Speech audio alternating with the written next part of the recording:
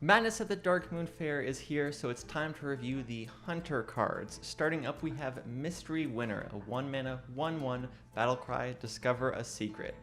This card is excellent. I think there's a lot of benefits to a card that discovers something that you don't really love running, like secrets aren't that great, but have a bunch of synergies in your deck, and we're going to see some real big secret synergies later on. Top of this, it's just like a 1-mana, 1/1 draw card that's already pretty good, and it's like setting up a curve. You get a 1-mana, 1/1, and then you are basically guaranteed to have a turn 2 play. So is it the perfect play? Maybe not, but you're discovering it too. You're not getting a random one, so you're probably setting yourself up for something pretty good. I think there's a lot of ways that this card makes sense, and for that reason, I think you're going to see it in literally every Hunter deck. This is a very strong card. You would see it in a Highlander Hunter. You're going to see it in an aggro Hunter. The only situation I could see it in is maybe like a Death Rattle build, and I don't think that deck's going to be that good anyway. Spoiler alert. But yeah, I'm going to give this a 5 out of 5 in overall card quality. It's amazing. And a 4 out of 5 in meta relevance, as I think the Face Hunter deck, which is going to be Face Secret Hunter, I think, will be around tier 2. Moving on, we have Dancing Cobra. This is a 2-mana 1/5 beast with Corrupt, gain Poisonous. It's a pretty decent stat line, especially when you consider that it can be buffed by a lot of effects like Houndmaster. Maybe we could see a Shando Wildclaw finally pay off. And then on top of that, the Poisonous Corrupted form is also very, very good. And it's cheap, so the corruption isn't too difficult. However, I don't really think it fits into the Face Hunter deck, so it doesn't really work there.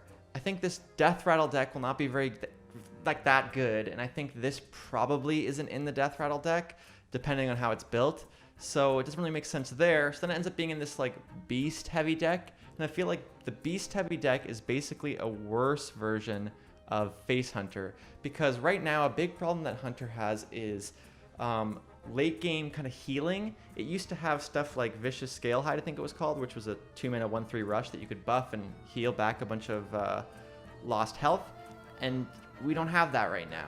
And so there is a way I could see it working with Death Rattles and Cartoot Defenders, which I'll get to later, but I think just a deck that's purely about playing beasts on curve would include this, but its goal is kind of a pretty fast, tempo-oriented strategy, and I think this Secret Face Hunter is the right way to build that deck.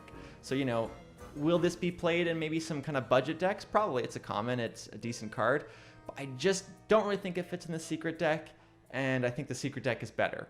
So for that reason, I'm going to give this a 4 out of 5 in card rating, and then maybe a 3 out of 5 in meta relevance, as I think it'll be in that Beast deck, which just isn't as good. Maybe even a 2 out of 5 in that People Experiment. But it's a pretty good card. Next up, we have Open the Cages. This is a 2-mana secret. When your turn starts, if you control 2 minions, summon an animal companion. This secret is interesting. On the surface, it looks like it's a 2-mana card that at best gives you a 3-mana card.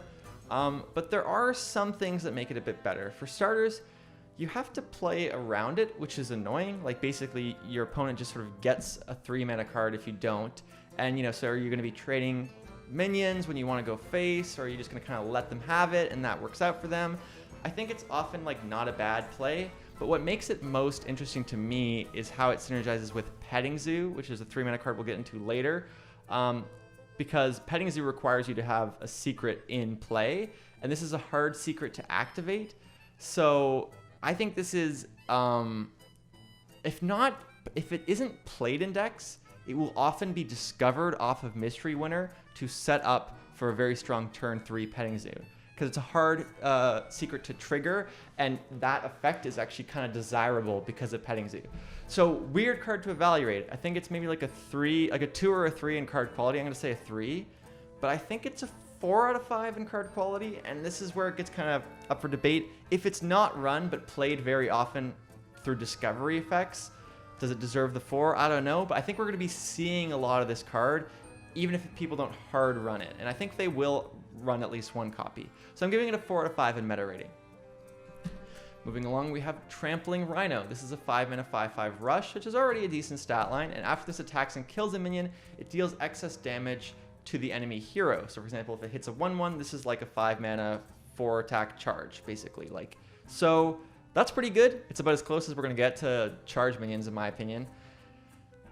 I think this is A 4 out of 5 in card quality. If you had really good B synergies, this would be, you know, maybe a good OTK effect. You could use this with like some 1/1 Timberwolves and buff it up even more.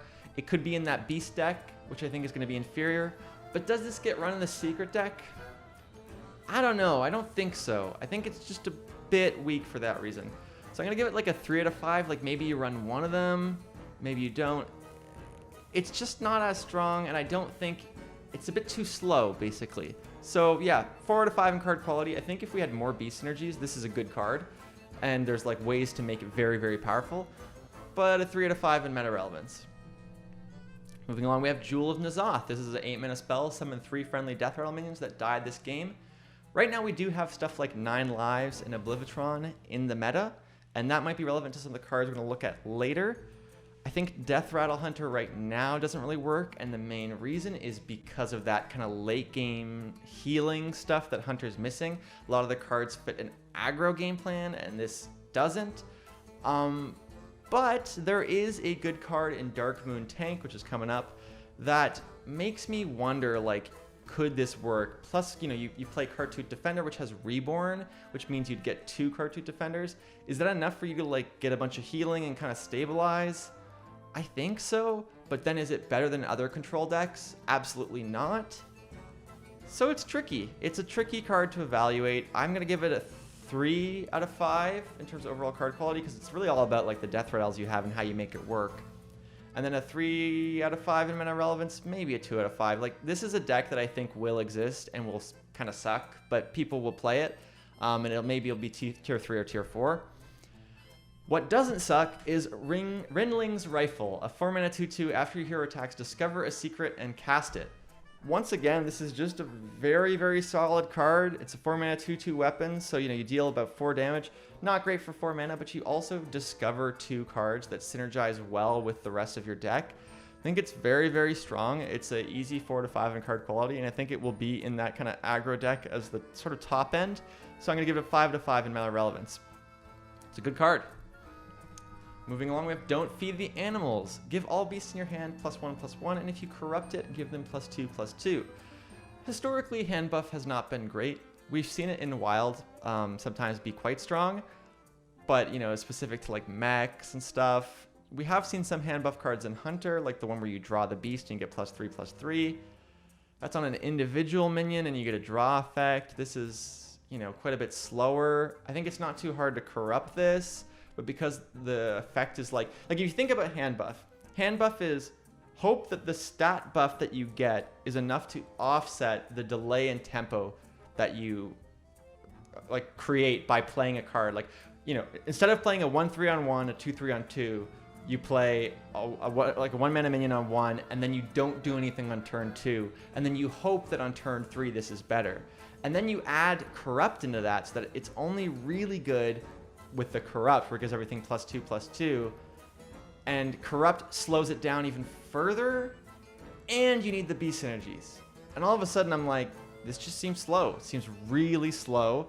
I don't even think you necessarily play this in the beast deck. I'm going to give it a 2 out of 5 in card quality, maybe even a 1, and a 1 out of 5 in meta relevance. It just doesn't work, even when corrupted. Moving along, we have Petting Zoo. This is an insanely strong card. It reminds me of Emerald Spellstone back in the day, which was a card where you played secrets and you got a bunch of 3/3 wolves. This is very similar. You know, you play a mystery winner on 1, you discover a secret. You play a secret on 2, and if they don't pop it, then you get 2 3/3s on turn 3. That's crazy. If you played a bit later, you draw it a bit later, you might get 3 3/3s. It's just a pretty good card. It's what makes Open the Cages a lot better. I think it's just really, really strong. It's a 5 out of 5 across the board. Maybe it gets nerfed. I don't think it's like absurd. I could be wrong though. I might be looking at this in the future and going, oh, it was absurd. It's hard. I think this is a 5 out of 5 for sure though. And it'll be in that aggro deck. This is kind of the reason why you want to run secrets. Because you have Mystery Winner, which is already good. You have this, you know, it's such a strong high tempo payoff. And you already have stuff like Phase Stalker, which runs secrets anyways. It's a good draw engine.